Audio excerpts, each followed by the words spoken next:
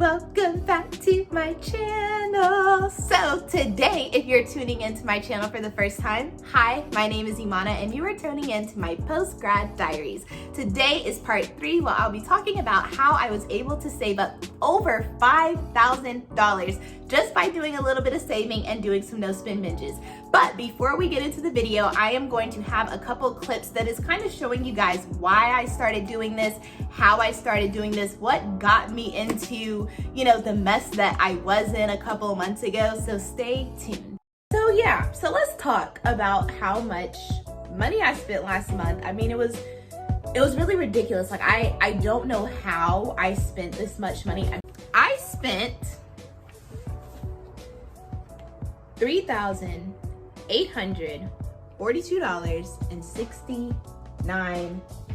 If you're wondering about how much money I've saved since I haven't been shopping, typically I would say around this month, and this is just a ballpark number, I have saved myself over $800. I am not spending any money this month. I'm not shopping. I'm not really going out. I'm not really doing any of that. So if you are considering doing no spin binge, so now that you've kind of finished watching some old clips, we're gonna turn to page 3 of this diaries.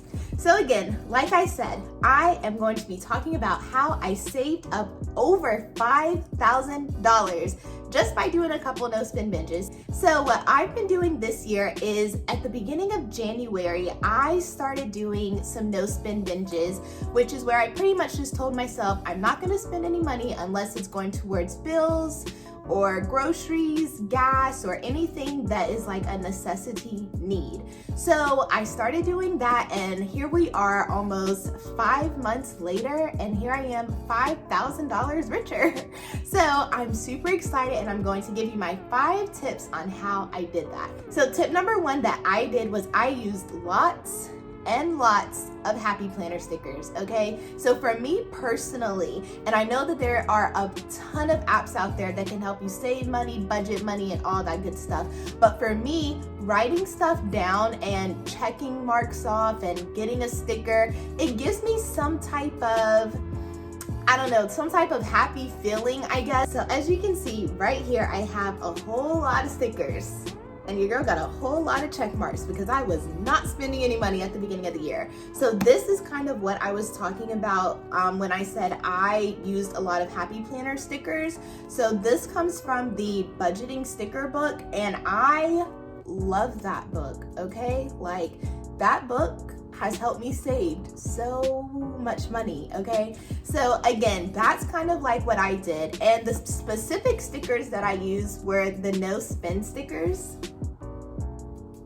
So those no spin stickers have Monday through Sunday on there, and every day that I didn't spend any money, I gave myself a check. And I don't know, I felt happy once I got my checks. I felt so self-rewarding, and it was just like when I did spend money, or if I did spend money and I knew I wasn't supposed to be spending money and I didn't get my check mark, I felt really sad.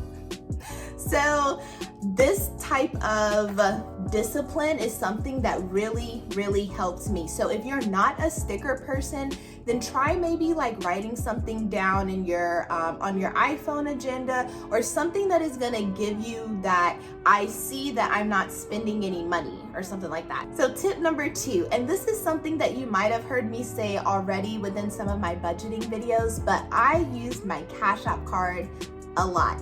And again, I'm not using it in the sense of transferring money or just receiving money or sending money or anything like that. I'm using this as a way so that I can actually stay on budget. So for example, there were some months during this year so far that I would give myself a fun money budget. And so with my fun money, I would upload that up onto my Cash App card, so that if I'm going to Target or Michael's, TJ Maxx, or if I just want to go get some sushi or buy me some extra wine or buy me some glasses or whatever I wanted to buy with my fun money budget, I would use my Cash App card. And that was another thing that really helped me stay on budget, because I would say, okay, well, I'm only giving myself $50 to spend between this pay period and the next one. So I would just upload, $50 onto my Cash App card and use that. Well, realistically, it was more like $200, but you get the point. You come up with how much money you want to have as your fun money budget, and you just upload that up onto your Cash App card.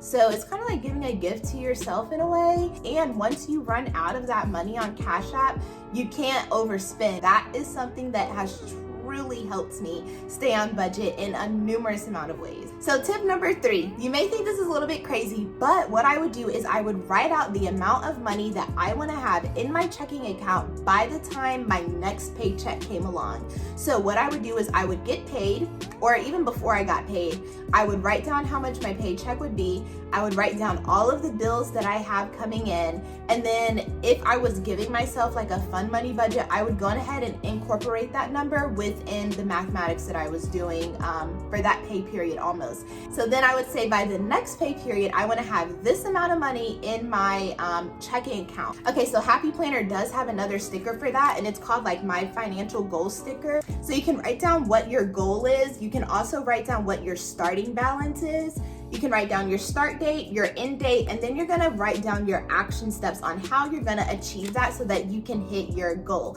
So that was something that I did, and here's my sticker that I put down today. It says, yay, I hit my goal, because I've been working so hard toward this. So that's another thing. If you are the type of person where you're like, okay, well, I wrote it down and it's gonna happen, like manifestation. I wrote it down, it's gonna happen. Once you write something down, I don't know, it's something so powerful about that to me, but writing something down just really, really helps me. So tip number 4 that I want to give is stop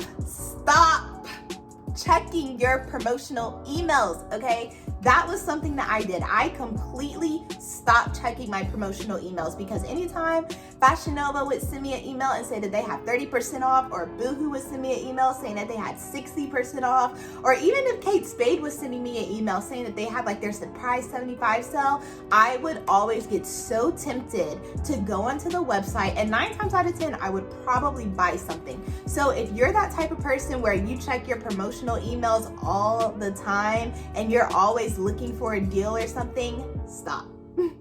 Just don't even check your emails if you're trying to, stick to your budget and hit your goal. So if you have your fun money budget and you're still, able to spend, then okay, but don't get too carried away. But something that I did definitely in the month of January was I just did not check my promotional emails at all, because I just knew that, it's New Year's, it's after the Christmas holidays, everybody is probably having a sale. So in January, I just completely stopped checking my emails, because I just knew that I didn't have enough self-discipline to not purchase anything. So again, if you're really, really trying to hit your goal, or you're really, really trying to save some money, do not check your promotional emails. And then the 5th tip that I want to give is I was actually posting my progress on my Instagram story. So again, if you've been sticking around with me for a while and you follow me on Instagram, then you know every single night I was posting my little check mark that I got if I wasn't spending any money. And that helped me a lot too, because there were so many people that were keeping me accountable, sending me the clapping hands that I didn't spend any money, because they knew that I was really like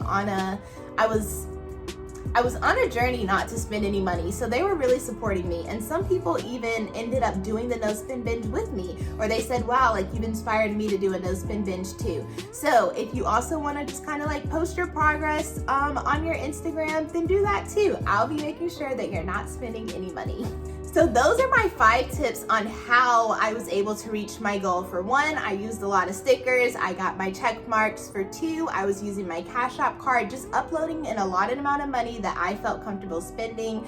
3, I was not checking my promotional emails. 4, I was writing down how much money I wanted to have by a certain point. And then 5, I was keeping an accountability tracker, which was posting things up on my story. So again, I am not trying to make this video to gloat or to brag or anything like that. The whole reason on why I made this video was because 1, I wanted to just show that, someone who is working one regular corporate job can still save money if, as long as you're being disciplined. And that was something that I had to do. I had to grip on to self-discipline really, really hard. So another reason why I was doing this video is because in December, I spent over $3,000, $3,800 and I think $27.